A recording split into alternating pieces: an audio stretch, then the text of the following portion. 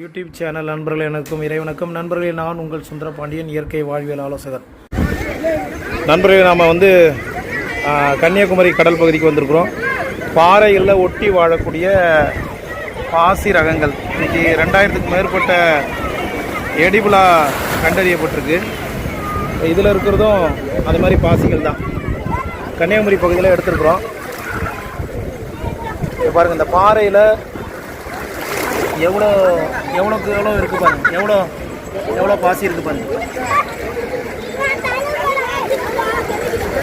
இந்த மாதிரி கடல் பாசிகள் இறைவனுடைய அருட்கொடை. இது இவ்வளோ, அதாவது பஞ்ச காலத்தில் உணவு தட்டுப்பாடு ஏற்படக்கூடிய காலங்களில் இந்த மாதிரி பாசிகளை நாம் உணவாக எடுத்துக்கலாம். அப்படி உணவாக எடுத்துக்கும் போது நம்மளுடைய தேவையான சத்தும் கிடைச்சிருது. பாருங்கள், எவ்வளோ எத்தனை வகையான பாசிகளை பாருங்கள். எல்லாம் இந்த கன்னியாகுமரி பகுதியில் தான் பார்க்குறோம், பாறைகளில் தான் இருக்குது. பாருங்கள், எவ்வளோ ஒரு ஆச்சரியத்தை பாருங்கள். இது ஒரு வகை. இந்த மாதிரி ஆயிரக்கணக்கான பாசி ரகங்கள் இருக்குது. இதெல்லாம் மனிதர்கள் உணவாக பயன்படுத்தக்கூடியதும் இருக்குது. கடல் நீரே வர்றதுனால சில பாக்டீரியாக்கள், அந்த ஃபங்கஸ் இதில் இருக்காது.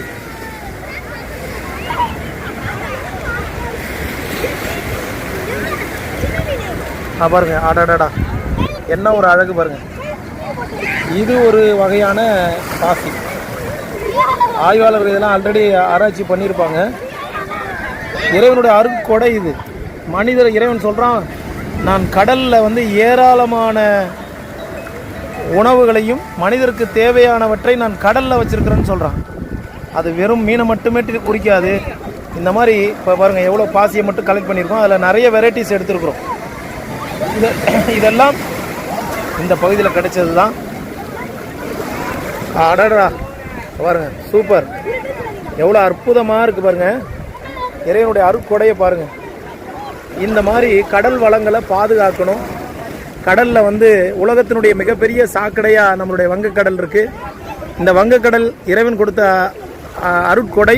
இந்த வங்கக்கடல், இந்த வங்கக்கடலில் இருக்கக்கூடிய இந்த பாசிகளை நாம் அழிக்காமல் பாதுகாக்கணும்.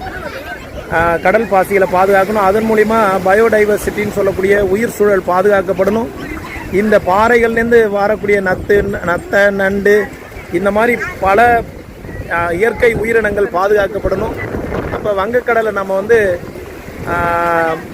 உலகத்தினுடைய மிகப்பெரிய சாக்கடையை ஆக்கக்கூடாது. கழிவுகளை கொண்டாந்து இந்த சாக்கடையில் கொண்டாந்து விடுறது ஒரு வழக்கமாகவே இருக்குது உலகம் முழுக்க.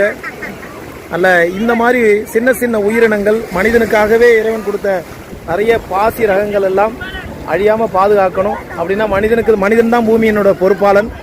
மனிதனுக்கு தான் அந்த பொறுப்பு இருக்குது. அதனால் இதை அழிக்காமல் பாதுகாக்கணும்.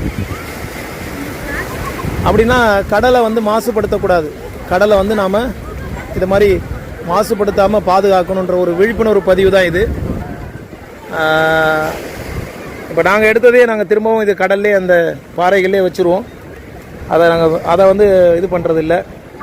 இந்த மாதிரி இதெல்லாம் பவழ பாறைகள்.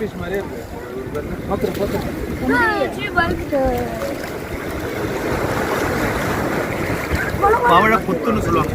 பவழப்புத்து பாருங்க. பவழப்புத்துக்கு பக்கத்திலேயே எத்தனை வகையான பாசிகள் இருக்கு பாருங்க. இதெல்லாம் இறைவனுடைய அருட்கொடை. மனிதன் இறைவனுடைய அருட்கொடையை மறந்துடுறான். அதனுடைய விளைவு இன்னைக்கு மனிதன் நோயினுடைய பிடியில் மாட்டிட்டு கிடக்கிறான்.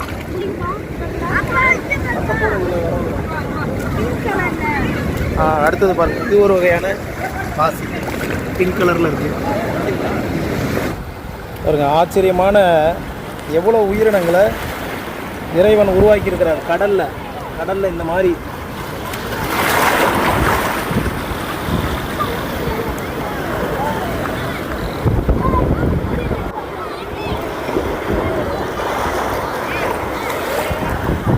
இப்போ பாருங்க, இப்போ நம்ம வெறும் தண்ணி மூழ்கப்பட்டிருக்கு. ஆனால் உள்ளுக்குள்ள ஒரு அற்புதமான கடல் பசுக்கள்னு சொல்லக்கூடிய அந்த பசுக்களுக்கு கூட தேவையான புல்லு இறைவன் வளர்த்துருக்காரு. கடல் பாசி தான்.